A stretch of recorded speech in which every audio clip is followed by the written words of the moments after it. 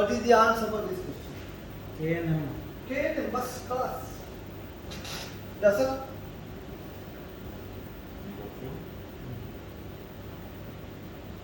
Understood, Bala? Not.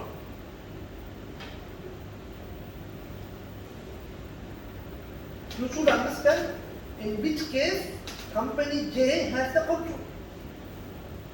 The first situation, they have an agreement. For what? K, that J is responsible for all key operating and financial things. That's what I was telling you. Main thing, So that's the main thing. So K becomes a subsidiary, although investment percentage is. Second one, significant influence over the affairs of wealth. Significant influence is straightforward associate. Third one, J has the right to appoint or remove the majority of the then class. Then so K and M are the subsidiaries.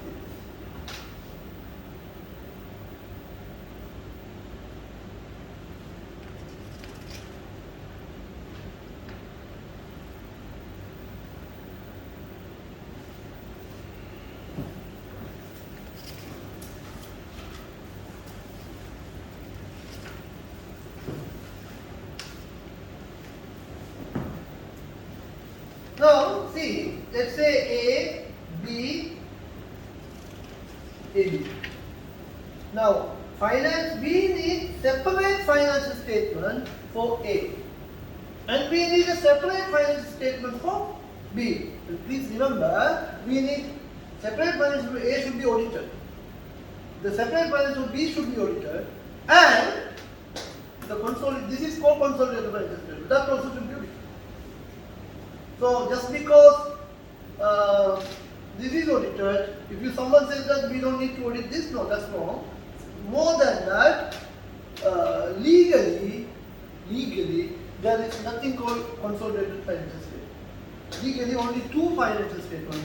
One separate financial statement for A. We call it stand-alone financial statement for company A, which is parent.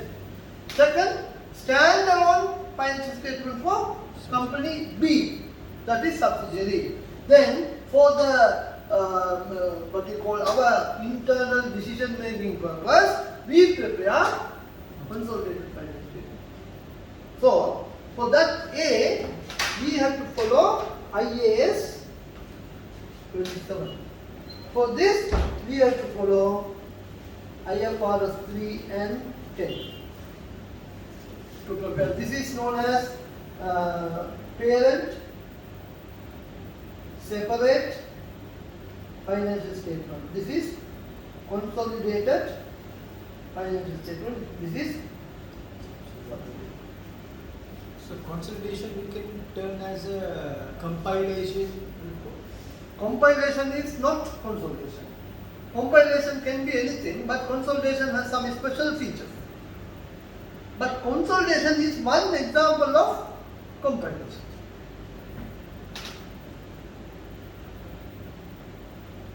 So,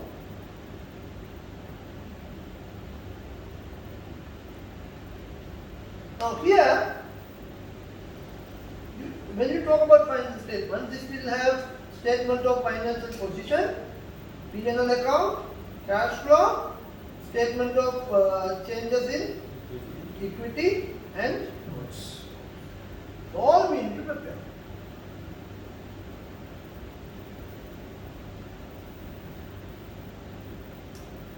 Right. Now we will try to understand the mechanism.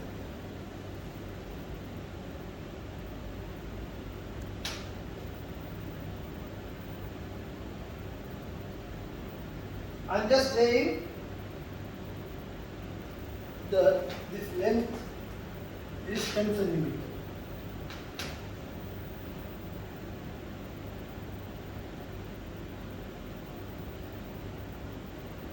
This length also 10 centimeters. This is the financial statement of parent, and this is the financial statement of subsidiary. Now we need to prepare let me name it A, B. We need to prepare A plus B. Now if I say that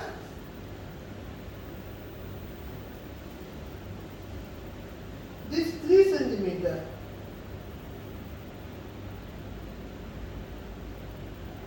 overlapping, same thing. In this 10 centimeter, 3 centimeter of information is the same thing, but you have it in the 3 centimeter of the information that is has it in the subsidiary. Now I am going to consolidate this. I am going to combine this. So when I prepare this, what should be the total length? 6 plus 7 plus 7 plus 6. 7 plus 7 plus 3. 7 plus 7 plus 3, not 6. So we should know, it's in other words, 10 plus 10 minus 3. Isn't it? So the length will be now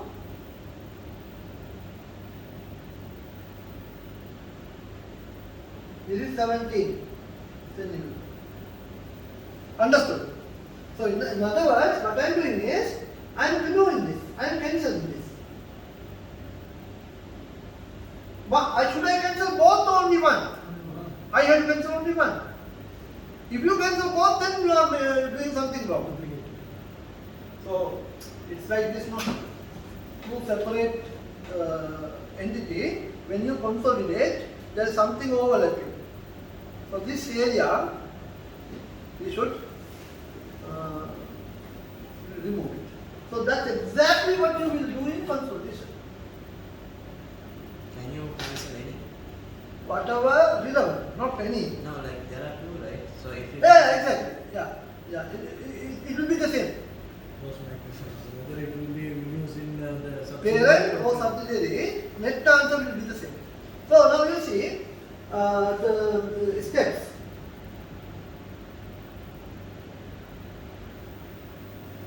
All line items should be added.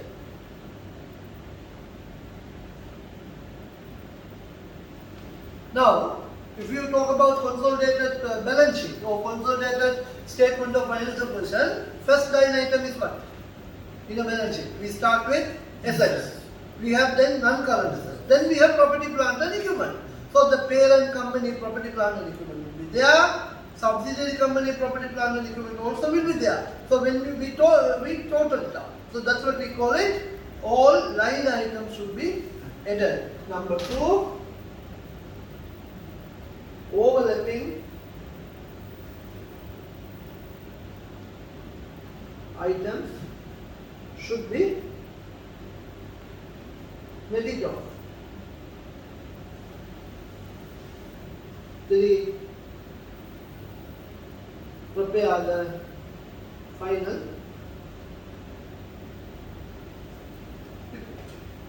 These are 3 steps. You enter all line items, net off the overlapping items, and then prepare the final report.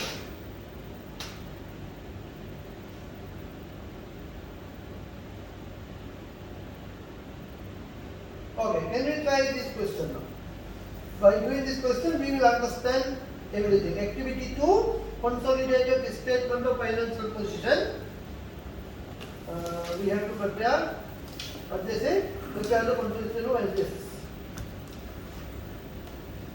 I will give you the steps. We will work it out accordingly.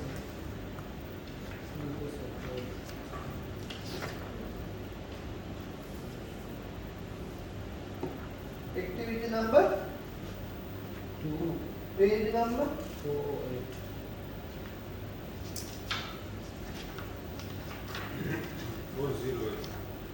408, huh? More or less.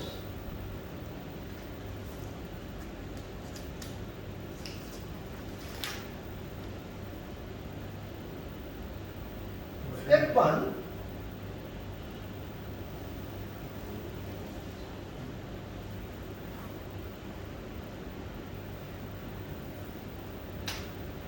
We have to calculate something called goodwill. What is goodwill? Reputation and Normally we call it reputation. We can mathematically calculate the goodwill. We can calculate the goodwill mathematically. The goodwill is actually, let's say, this room. We have some assets. The total asset worth is 10,000.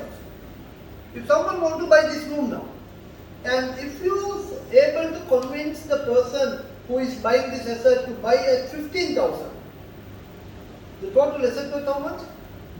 10,000. But how much is ready to pay? That 5,000 is what we call goodwill. The excess of fair market value and the net book value of any business is what we call goodwill. I will write it down. Goodwill, the excess of fair Value. market value and the net asset value of any business. Now, equation for this, we have to take something called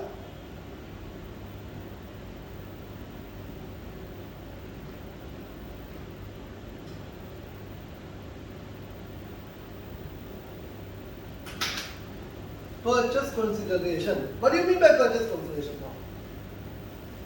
Now this is this example, this room. The guy, how much is ready to pay? 15,000. That is what the purchase consideration. How much money someone is paying to buy a company is what you call purchase consideration. So we take that amount here. Then we add something called fair value of NCI. Now we need to understand what the meaning of this NCI. The full form of NCI is non-controlling interest. Okay, what do you mean by that? Follow this.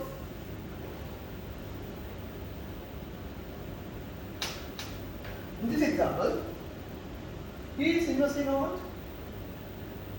For this company, O is investing how much? 80%. But now, so that means the shareholders or the owners of R, more than 80%, someone else is there. What is the percentage? 80%. No, 80% owned by O. 20. But the total shareholdership is 100% owned. So there is another group of people who also having some shares. What is the percentage? 20%. They are known as non-controlling interest shareholders. Who you call it? Non-controlling interest shareholders. So their ownership percentage is how much? 20. So when we do the calculation of goodwill, we also need to figure out is there any such minority shareholders. So that you will edit here. In this case, this one is the non-controlling CA. Exactly. So this full form here, non-controlling interest. So we take the total of these two. Then we subtract fair value of net assets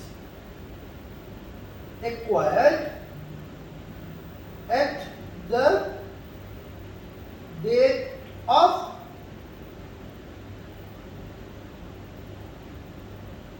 acquisition. So what do you mean by this now? Cost. See now this room, purchase consideration how much? 15,000. Correct? And assume there is no any other shareholder, all owned by one company. So do I have NCI? So NCI will be how much? 0. Correct? So the total is how much here? 15,000. Now the question is fair value of net assets. From your very first class of F3, we learned that total asset is equal to capital plus liability. So how to calculate net asset? Net asset is assets minus liability. Asset minus C. If I write asset is equal to capital plus liability, net asset is what? You bring the liability this side.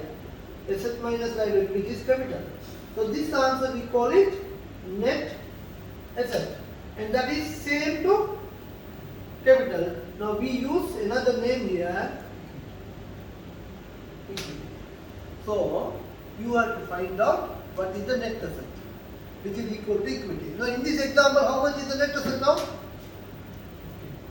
So this will be share capital, share premium, and any other reserves.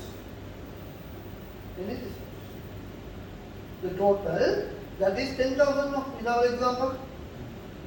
So what is the answer? How much is goodwill then? 10,000 in my example.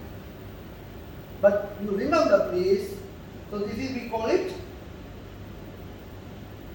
goodwill.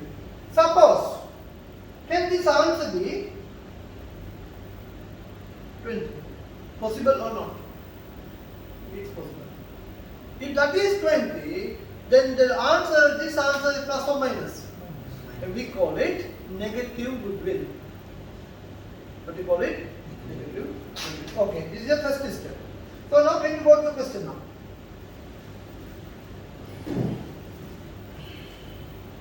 Where I will find purchase consideration. How much money that the P company invested on S company. Can we find it out?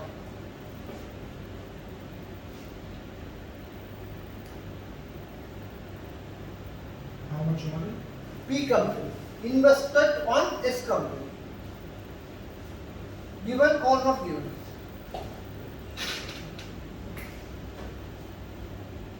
Share capital.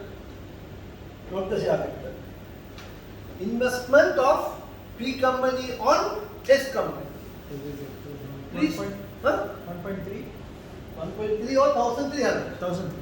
1,300. That is the purchase consideration.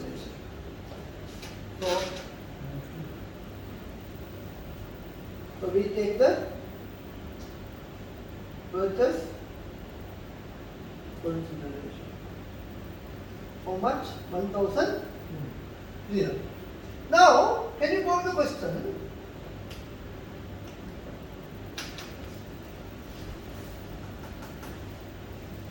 What is the percentage of ownership? 100%. 100%. So is there any NCI? Is there any minority shareholders? No. So therefore, fair value of NCI, how much? 0. 0. So what is the total then? Minus fair value of identifiable net assets of subsidiary at the date of acquisition. Basically equity. Yeah. So very important point here, 1 minute.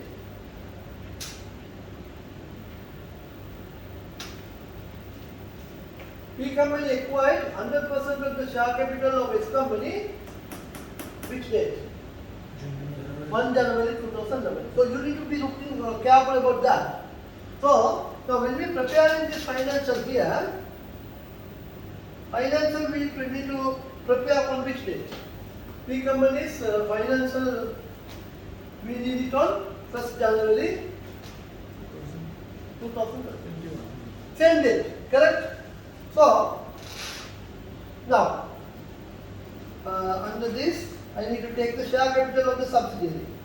How much is the share capital of the subsidiary? 100. 100. Retaining how much? 1,200. 1,200. So the total how much? 1,300. So goodwill how much? 0. Now what you do is, go to that question, take a pencil, and then you can tick this 1,300 and then you can tick these two, and that comes under. So that's colors. I could have done that. Actually, the book is doing like that. Book has not shown the way what I have done. Why I have done this? In the future questions, we will be doing this method. Another point I want to discuss here. So can you, are you going to copy this? Yes. Yeah, complete that. Then I will move on to the next point of discussion.